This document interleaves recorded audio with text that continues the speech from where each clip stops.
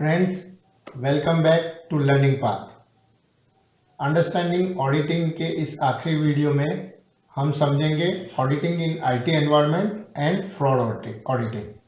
आई hope इससे पहले के जितने भी ऑडिटिंग के वीडियोस हैं वो आपने देख लिए होंगे, क्योंकि उनको देखकर अभी तक आप ये समझ चुके होंगे कि ऑडिटिंग क्या होता है। ऑडिटिंग के जो तीनों प्रोसेसेस हैं, audit planning, audit execution and audit reporting, उनमें कौन कौन से इश्यूज इन्वॉल्व होते हैं और कैसे ऑडिट किया जाता है। उसके अलावा आप ये भी समझ चुके होंगे कि फाइनेंशियल स्टेटमेंट्स का ऑडिट कैसे किया जाता है, उसमें क्या इश्यूज इन्वॉल्व होते हैं। इस आखिरी वीडियो में हम समझने की कोशिश करेंगे कि जब आईटी एनवायरनमेंट में डॉक्यूमेंट्स मेंटेन किए जाते हैं तो उससे ऑडिट पे क्या फर्क पड़ता है और क्या किया जाता है, कैसे ऑडिटिंग किया जाता है। इसके अलावा हम ये भी समझेंगे कि एंटिटी में जो फ्रॉड होते हैं उसमें ऑडिटिंग का क्या रोल है। तो बेसिकली हम ये समझने की कोशिश करेंगे कि आईटी एनवायरनमेंट में ऑडिटिंग कैसे होता है और आईटी सिस्टम्स जो एंटिटी में बनाए गए हैं, जिसके बेस पे एंटिटी की सारी प्रोसेस चल रही है, उसका ऑडिट प्लानिंग और ऑडिट एग्जीक्यूशन पे क्या फर्क पड़ता है। और लास्ट में हम समझने की कोशिश करेंगे कि फ्रॉड होता क्या है और फ्रॉड के संबंध में ऑडिटर की क्या रिस्पॉन्सिबिलिटीज है। सबसे पहले हम ये समझ लें कि the concepts and processes of audit remain same whether records are kept by the entity physically और इन आईटी एनवायरनमेंट। यानी कि जो हमने समझा कि audit planning, audit execution, audit reporting, ये जितने भी फेज होते हैं, चाहे वो हो, चाहे अंडरस्टैंडिंग ऑडिटिंग एंटिटी हो थ्रू इंटरनल कंट्रोल सिस्टम, चाहे नेचर ऑफ सर्टिफिकेट हो, या सारे जितने भी इश्यूज इन्वॉल्व है, टेक्निक्स ऑफ ऑडिटिंग हो, ये सारी की सारी सेम रहती हैं, चाहे रिकॉर्ड्स फिजिकली मेंटेन किए गए हैं या आईटी एनवायरनमेंट में, यानी कि आईटी एप्लीकेशंस पे मेंटेन किए गए हैं, डिजिटली मेंटेन किए गए हैं। हालांकि जब आईटी एनवायरनमेंट में डिजिटली रिकॉर्ड्स मेंटेन किए जाते हैं तो कुछ इंपॉर्टेंट इश्यूज होते हैं जो समझना ऑडिटर के लिए बहुत जरूरी है। जो सबसे इंपॉर्टेंट चीज है कि most of internal controls are built into processes in IT system in the form of input controls and logic of programming. ये समझे हम कि जैसे मान लीजिए अगर मैन्युअल सिस्टम में अगर कोई परचेज ऑर्डर दिया जाना है तो कैसे होता है कि कोई एक असिस्टेंट मैनेजर है, अगर उसे परचेज ऑर्डर प्लेस करना है कि जो कि उसके परचेज मैनेजर से अप्रूव किया जाना है, तो वो एक परचेज ऑर्डर बना के उसे अपने परचेज मैनेजर के पास ले जाता है और एक फाइल मेंटेन की जाती है जिसमें परचेज मैनेजर अप्रूव करता है कि हाँ, ये परचेज ऑर्डर इश्यू किया जा सकता है। उसके बाद वो फिजिकल परचेज ऑर्डर का पेज जो है वो सप्लायर को भेजा जाता है और उसके बेस पे सप्लायर जो है अपना और माल जो है बेचता है। तो ये सारी चीजें, ये सारे कंट्रोल्स जो हैं वो हम देख सकते हैं उस फाइल के थ्रू फिजिकल रिकॉर्ड्स में। लेकिन जब आईटी सिस्टम में ये सब कुछ मेंटेन किया जाता है तो ये सारे कंट्रोल्स जो हैं वो उस आईटी सिस्टम में इनबिल्ट होते हैं। यानी कि जो असिस्टेंट मैनेजर है वो आईटी सिस्टम में ही एक परचेज ऑर्डर बनाएगा और जब वो उस परचेज ऑर्डर को बना लेगा तो आईटी सिस्टम में ही वो परचेज ऑर्डर जो है परचेज मैनेजर के पास चला जाएगा और परचेज मैनेजर अपने ही उसी आईटी सिस्टम में उसको अप्रूव करेगा और जैसे ही वो अप्रूव करेगा इलेक्ट्रॉनिकली वो ऑर्डर जो है वो सप्लायर के पास चला जाएगा। तो ये सब कुछ जो प्रोग्राम का लॉजिक है, एप्लीकेशन का लॉजिक है, उसमें इनबिल्ट होता है, जो ट्रांजैक्शन हो जाने के बाद देखना मुश्किल होता है। जबकि फिजिकल रिकॉर्ड्स में ट्रांजैक्शन हो जाने के बाद भी इन सारे कंट्रोल्स को देखना, वेरीफाई करना ऑडिटर के लिए आसान होता है। और एग्जांपल है कि अगर quantity of stores received is different from the bill raised by the supplier, the IT system will not approve the bill payment. जैसा कि हमने पहले देखा था कि जो पेमेंट डिवीजन है और जो स्टोर्स डिवीजन है उनके काम को इस तरह से डिवाइड किया जाता है कि वो एक दूसरे के काम को वेरीफाई कर लें।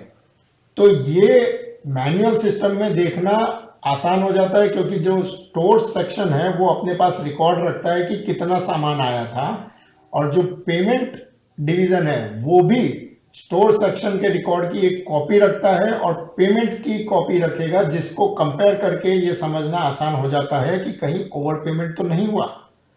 लेकिन आईटी सिस्टम में ये सारे कंट्रोल जो है इनबिल्ट होते हैं कि जैसे ही स्टोर सेक्शन ने रिकॉर्ड किया कि 95 यूनिट किसी पर्टिकुलर आइटम के आए थे और उन 95 यूनिट की वैल्यू जो है एक्स अमाउंट होती है, तो जब पेमेंट सेक्शन उस बिल का पेमेंट करने की कोशिश करेगा आईटी सिस्टम में, तो जितने अमाउंट का माल जो है स्टोर सेक्शन ने रिसीव किया है उससे ज्यादा का पेमेंट वो आईटी सिस्टम करने ही नहीं देगा।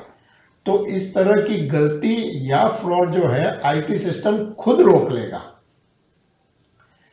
सिमिलरली आईटी सिस्टम का एडवांटेज ये होता है कि उसमें कैलकुलेशन एरर नहीं होती है, टोटलिंग एरर नहीं होती है। जैसे कि percentage of bonus to be paid to employee is part of program logic and it is calculated correctly every time. अगर ये डिसाइड किया गया है कि एम्प्लॉयज को जो बोनस दिया जाएगा वो प्रॉफिट का या उनकी सैलरी का अमुक परसेंटेज होगा, तो एक बार प्रोग्राम के लॉजिक में वो जानकारी डाल दी गई तो उसके बाद बोनस का कैलकुलेशन गलत नहीं हो सकता, वो हर बार सही कैलकुलेशन किया जाएगा आईटी सिस्टम के द्वारा। At this stage of understanding the entity, it is very important for auditor to document and understand various IT processes being used by the entity. So in issues की वजह से auditor के लिए ये बहुत important हो जाता है कि audit planning का जो stage है understanding the entity, उसमें वो entity द्वारा यूज हो रहे सारे IT systems के बारे में अच्छे से समझें, उसे डॉक्यूमेंट करें और चेक करें कि किस तरह से सारी प्रोसेसेस जो है बिल्ट इन की गई है आईटी एप्लीकेशंस में। तो आईटी सिस्टम में जब ट्रांजैक्शंस और प्रोसेसेस हो रहे हैं तो उसका जो इंप्लीकेशन ऑडिट के ऊपर दो स्टेज पे होता है, एक ऑडिट प्लानिंग के स्टेज पे और एक दूसरा ऑडिट एग्जीक्यूशन के स्टेज पे। तो हम समझने की कोशिश करेंगे कि इन दोनों स्टेज पे क्या फर्क पड़ता है ऑडिटिंग का बिकॉज ऑफ आईटी सिस्टम्स। सबसे पहले हम देखेंगे कि ऑडिट प्लानिंग के ऊपर क्या फर्क पड़ता है। An important aspect of audit planning is assessment of effectiveness of internal control system.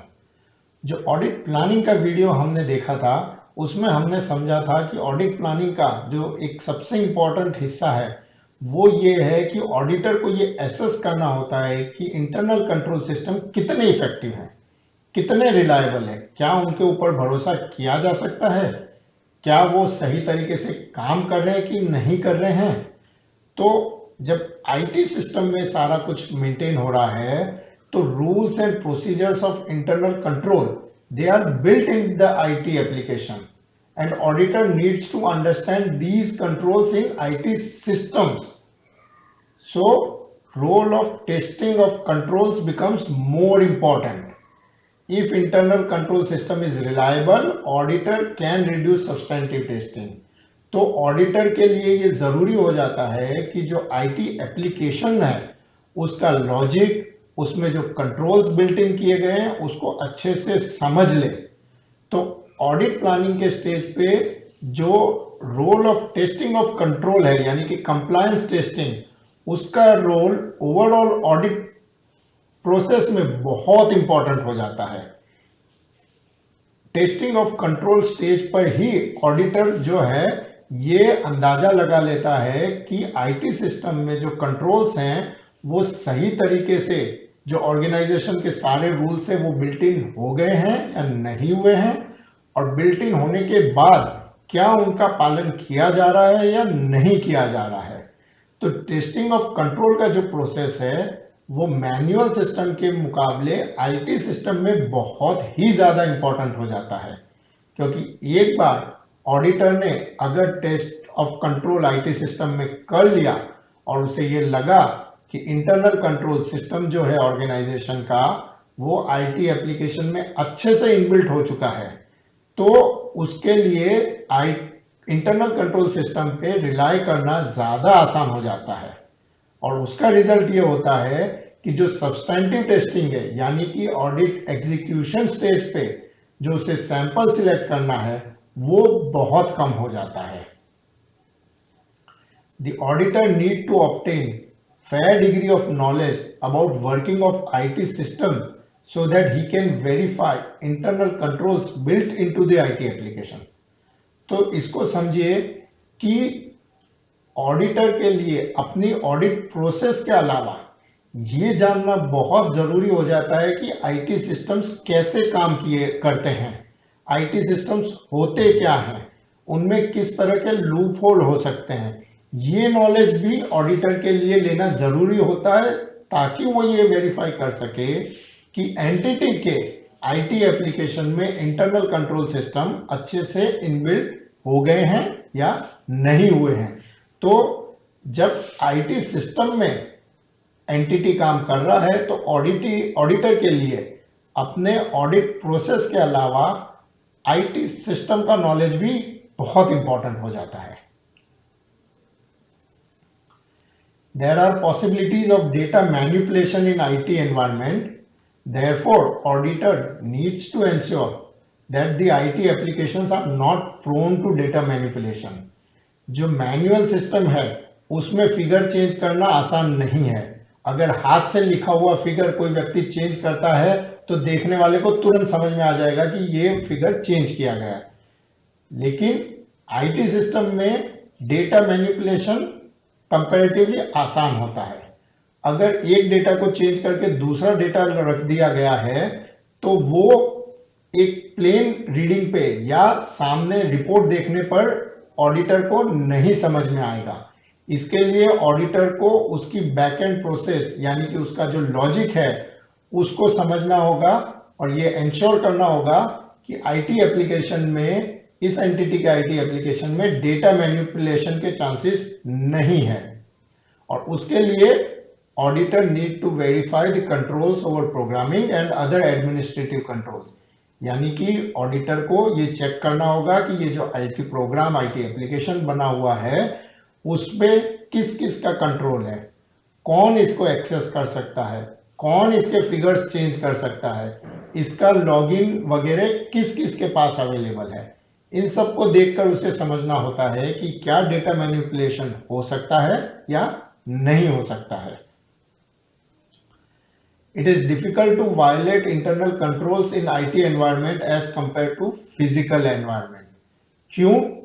Physical environment में आप एक डॉक्यूमेंट को हटा के दूसरा डॉक्यूमेंट उसकी जगह अगर रख देते हैं तो ऑडिटर को ये नहीं पता लग पाएगा कि ये डॉक्यूमेंट चेंज हुआ है।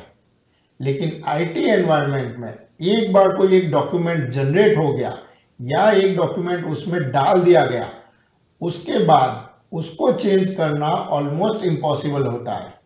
सिर्फ कुछ ही लोग जिनके पास उस आईटी एप्लीकेशन का कंट्रोल एक्सेस है वो ही उस चीज को चेंज कर सकते हैं और इसी वजह से जो इंटरनल कंट्रोल है उनको वायलेट करना आईटी एनवायरनमेंट में ज्यादा डिफिकल्ट होता है। There are various IT tools known as CATs, computer assisted audit techniques, which auditor can use to audit data kept in IT environment. यानी कि जो IT environment में सारा डेटा है, परचेज का, एक्सपेंसेस का, एसेट्स का, उनको एनालाइज करने के लिए भी अलग अलग तरह के IT एप्लीकेशंस जो हैं मार्केट में अवेलेबल होते हैं जिन्हें कंप्यूटर असिस्टेड ऑडिट टेक्निक्स कहा जाता है। जैसे आइडिया एप्लीकेशन है जिसमें आप ऑडिट का सारा डेटा इंपोर्ट करके चेक कर सकते हैं कि ये डेटा जो है इसमें कहीं कोई गड़बड़ तो नहीं है। इम्प्लीकेशंस फॉर ऑडिट एग्जीक्यूशन, यानी कि आईटी सिस्टम आने की वजह से ऑडिट एग्जीक्यूशन स्टेज पे क्या फर्क पड़ता है। IT system itself does lot of audit checks which otherwise an auditor is required to perform in case of manual controls. यानी कि ऑडिटर का बहुत सारा काम जो है वो आईटी एप्लीकेशन खुद ही कर लेता है। जैसा कि अभी हमने एग्जांपल देखा था कि अगर स्टोर सेक्शन ने जितना क्वांटिटी रिसीव किया है उससे ज्यादा का पेमेंट अगर होने जा रहा है तो आईटी सिस्टम उसे रोक देता है, वो गलती होने ही नहीं देता है। तो ऑडिटर का जो काम है ये चेक करने का कि जितने का स्टोर आया क्या उतने का ही पेमेंट हुआ, वो उसे करने की जरूरत ही नहीं रहती है क्योंकि वो काम उसकी जगह पे आईटी सिस्टम खुद कर रहा है। Hence, if internal control systems are correctly built into the IT application, the auditor can place high degree of reliance on internal control system. तो अगर सारे internal control system के rules अच्छे से IT एप्लीकेशन में आ गए हैं तो ऑडिटर का जो रिलायंस है इंटरनल कंट्रोल सिस्टम के ऊपर वो बढ़ जाता है और उसका सीधा असर होता है सब्सटेंटिव ऑडिट प्रोसीजर के ऊपर। फॉर एग्जांपल, अगर मैनुअल सिस्टम में 10,000 परचेज बिल में से ऑडिटर जो है ऑडिट करने के लिए ऑडिट एग्जीक्यूशन स्टेज पे 1,000 बिल सिलेक्ट कर रहा है, तो आईटी सिस्टम में अगर ऑडिटर ने ये एस्टैब्लिश कर लिया है कि इंटरनल कंट्रोल सिस्टम परचेजेस के अच्छे से काम कर रहे हैं, तो वो अगर सिर्फ 100 या 150 बिल एग्जामिन कर लेगा तो भी वो ये पता लगा पाएगा कि जो परचेजेस का रिकॉर्डिंग है वो सही तरीके से हो रहा है या नहीं हो रहा है। इन IT environment, expected rate of deviation and expected rate of misstatement is generally low due to controls built into the IT application. So चूंकि इन IT applications में कंट्रोल built in होते हैं तो जो expected rate of deviation या misstatement है उसका level auditor काफी नीचे रखता है क्योंकि वो उम्मीद करता है कि गलती नहीं होगी। Since transaction data is available in digital form, it is easy to perform various analytical procedure. यानी कि ऑडिट एग्जीक्यूशन में जो एनालिटिकल प्रोसीजर्स ऑडिट करता है वो बड़ा आसान हो जाता है क्योंकि डेटा सारा डिजिटल फॉर्म में होता है। ओवरऑल इम्पैक्ट जो होता है आईटी एप्लीकेशंस का ऑडिट एग्जीक्यूशन पे वो ये है कि ऑडिट एग्जीक्यूशन का जो प्रोसेस है वो फास्ट हो जाता है और कम टाइम लेता है और कम टाइम में ऑडिटर अपना काम कंप्लीट कर सकता है। अब हम समझेंगे फ्रॉड ऑडिट क्या होता है। तो फ्रॉड हम समझ लें कि वो दो तरह का होता है।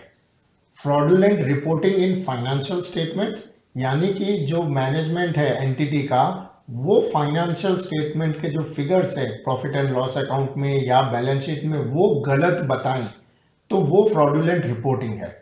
दूसरा फ्रॉड होता है मिस एप्रोप्रिएशन यानी कि थेफ्ट ऑफ एसेट, यानी कि एसेट जो दिखाई जा रही है किसी भी एंटिटी की उसमें से चोरी की जाए।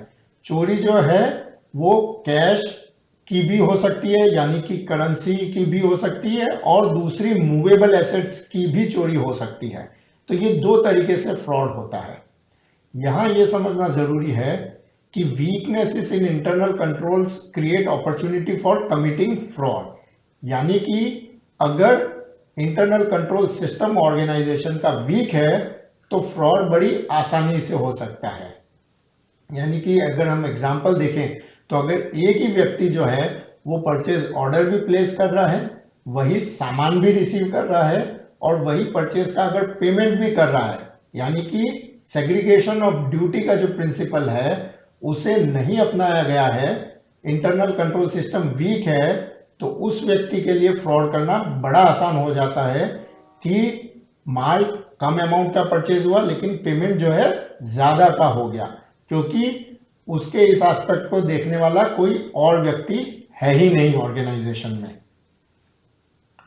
Primary responsibility for prevention and detection of fraud is with management. तो ये समझना जरूरी है कि ऑर्गेनाइजेशन में फ्रॉड न हो इसकी मेन जिम्मेदारी मैनेजमेंट की है, ऑडिटर की नहीं है। ऑडिटर की क्या जिम्मेदारी है? Auditor's responsibility is to obtain reasonable assurance that financial statements are free from misstatements whether caused by error और fraud।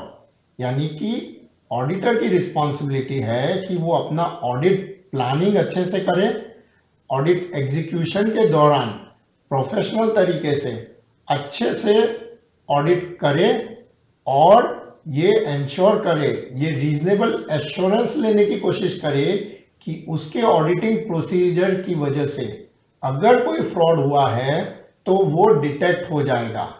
तो वो अपने ऑडिटिंग प्रोसीजर से ये एश्योरेंस डिराइव करे कि फाइनेंशियल स्टेटमेंट्स में कोई फ्रॉड नहीं है। ये ऑडिटर की रिस्पॉन्सिबिलिटी है, यानी कि उसे अपना काम अच्छे से करना है। उसके बावजूद अगर कोई फ्रॉड है जो इतना अच्छे तरीके से किया गया है कि अच्छे से ऑडिट करने के बावजूद उसे डिटेक्ट नहीं किया जा सके, तो ऐसे फ्रॉड की जिम्मेदारी ऑडिटर की नहीं है, वो मैनेजमेंट की जिम्मेदारी है। However, auditor needs to use professional skepticism to be aware about possibility of fraud। जो हमने सीखा था कि प्रोफेशनल स्केप्टिसिज्म होता है कि ऑडिटर जो है अपना दिमाग, आंखें और कान खुला रखे इस बात को समझने के लिए कि एंटिटी के किस फंक्शन में, किस एरिया में फ्रॉड हो सकता है, और अगर कोई ऐसा डॉक्यूमेंट या प्रोसीजर उसके सामने से गुजरता है जिससे वो फ्रॉड को डिटेक्ट कर सकता है, तो उसे अपना प्रोफेशनल स्केप्टिसिज्म के थ्रू उस फ्रॉड को पकड़ लेना चाहिए। An important point is that fraud generally involves management override of internal controls which are otherwise functioning effectively। यानी कि जो फ्रॉड है वो जनरेट होता है तब कि जब इंटरनल कंट्रोल जो ऑर्गेनाइजेशन में बिल्ट इन किया गया है उसे मैनेजमेंट ओवरराइड कर दे और उस इंटरनल कंट्रोल को अच्छे से काम ही न करने दे, तो फ्रॉड के चांसेस बढ़ जाते हैं। For example, transfer of cash to another entity in a case without approval of general manager though the rules prescribe it and it is observe generally. यानी कि अगर ऑर्गेनाइजेशन का ये रूल बना हुआ है कि कैशियर अगर किसी एंटिटी को पैसा ट्रांसफर करता है तो उसे जनरल मैनेजर का अप्रूवल लेना होगा और जनरली लिया भी जाता है। लेकिन अगर कैशियर को फ्रॉड करना है और पैसा गलत तरीके से किसी को ट्रांसफर करना है तो वो क्या करेगा, वो जो ये इंटरनल कंट्रोल है अप्रूवल ऑफ जनरल मैनेजर, वो उसे बाईपास करेगा, उसे बाईपास करके जनरल मैनेजर का अप्रूवल लिए बिना पैसा जो है दूसरी एंटिटी को वो ट्रांसफर कर देगा और इस तरह से वो फ्रॉड को अंजाम देगा। तो फ्रेंड्स, हमने आज सीखा about auditing in IT environment और फ्रॉड ऑडिटिंग। इसके साथ ही लर्निंग पाथ में ऑडिटिंग को समझने का हमारा ये सफर यही खत्म होता है। अगर आपको ये वीडियोस पसंद आए हैं तो प्लीज लाइक बटन दबाएं, चैनल को सब्सक्राइब करें। अगर ऑडिटिंग के कंटेक्स्ट में आपकी कोई भी क्वेरी या डाउट है तो उसे कमेंट सेक्शन में जरूर लिखें और इस चैनल को आप देखते रहें क्योंकि इस पे और भी सब्जेक्ट पे और नए नए वीडियो आते रहेंगे। Thank you.